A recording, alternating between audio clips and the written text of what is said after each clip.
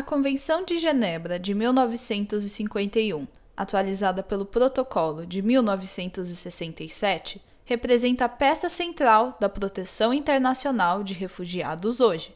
Ela define quem vem a ser considerado refugiado e esclarece quais são os direitos e deveres existentes entre essas pessoas e os países que as acolhem. Apesar de existirem outros instrumentos de proteção a refugiados, como a Convenção dos Refugiados de 1969 na África, a Declaração de Cartagena na América Latina e o Sistema Europeu Comum de Asilo na União Europeia, a Convenção de 1951 é a única que tem validade global.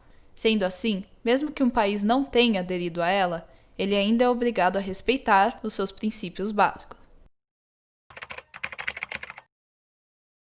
A Convenção de 1951 surgiu após a Segunda Guerra Mundial, quando milhões de pessoas foram deslocadas à força, deportadas e reassentadas por conta dos conflitos.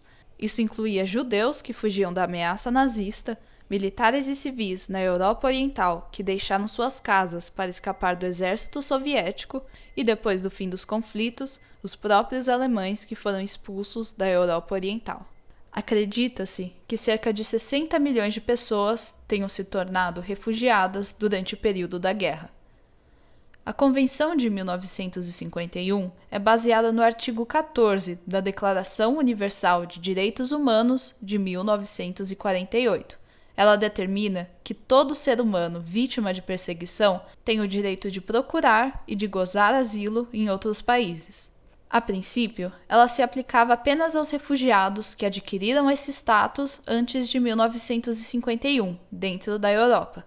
Porém, o Protocolo de 1967 eliminou essas limitações temporais e geográficas, garantindo à Convenção cobertura universal. Existem 3 princípios fundamentais que regem a Convenção de 1951: não discriminação, não penalização e não devolução. A não discriminação significa que os direitos presentes na Convenção devem ser aplicados sem distinção por idade, gênero, etnia, religião, país de origem ou sexualidade. Não penalização significa que refugiados não devem ser repreendidos pela entrada ou permanência ilegal em um país. Já a não devolução expressa que nenhum refugiado deve ser enviado ou devolvido a um país onde ele sente que sua vida ou sua liberdade possam estar em perigo.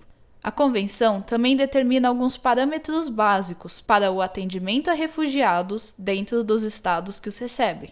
Isso inclui o acesso à justiça, à educação básica, ao trabalho e à provisão de documentação. Nesse sentido, é importante estabelecer a diferença entre refugiados e migrantes. Refugiados são pessoas forçadas a deixarem seus países por conta da ameaça de perseguição.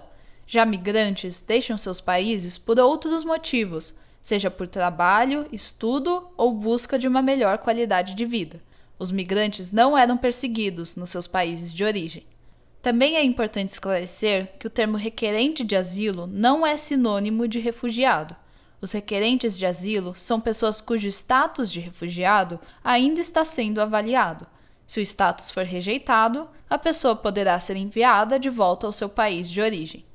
A Convenção de 1951 demonstrou grande resiliência durante os últimos 70 anos, mas já começaram a surgir críticas sobre a sua adequação ao mundo atual.